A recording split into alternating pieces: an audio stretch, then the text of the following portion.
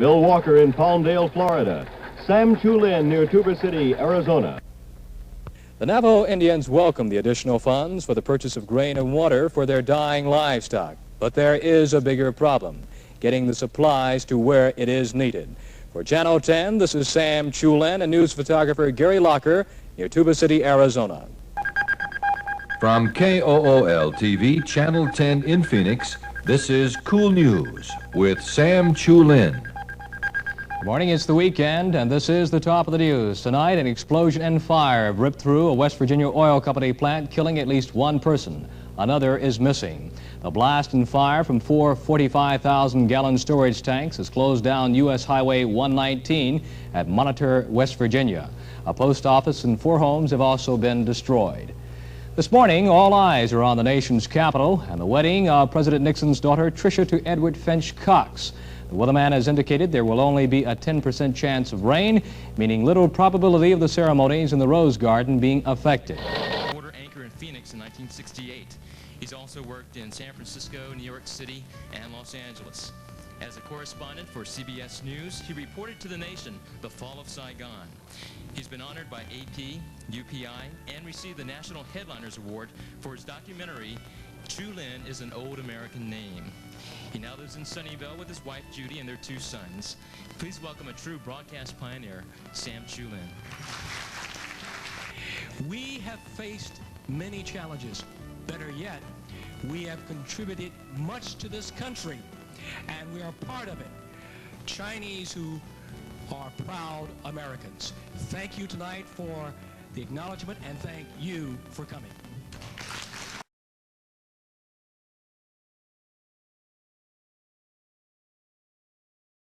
During his long career, including 10. The big news watches the World Series and the rest of the world. With Mario Machado substituting for vacationing Clete Roberts. We'll have the World Series story in just a moment, but first this late development from Pittsburgh. One person has been shot and several downtown Pittsburgh department stores have been looted in a wild and violent aftermath to today's World Series victory by the Pittsburgh Pirates over the Baltimore Orioles. Moments after the 2-1 7th game series win, tens of thousands of persons poured into the streets. Pennant-waving pedestrians commandeered at least 2 police cars, draping them with streamers. It's noontime, Monday, August 28th, 9 years to the day after more than 200,000 people from all over the country staged an orderly civil rights march in Washington.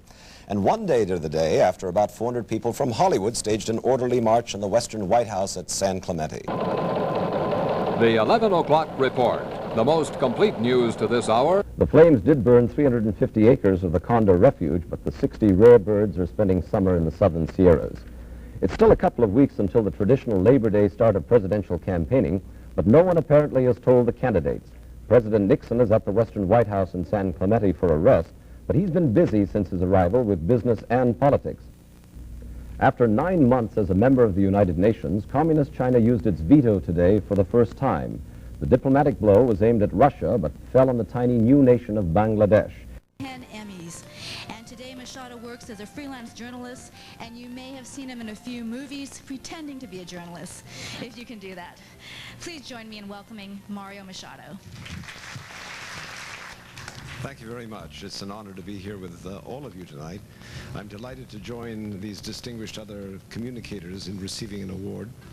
I just wanted to say that those of you who came tonight to help support the Chinese Historical Society of America have been asked already to put your hands deep in your pocket. It is the most treasured ideal that they have, something that should have been done in San Francisco's Chinatown a long time ago. I'm glad we're doing it tonight. Thank you very much.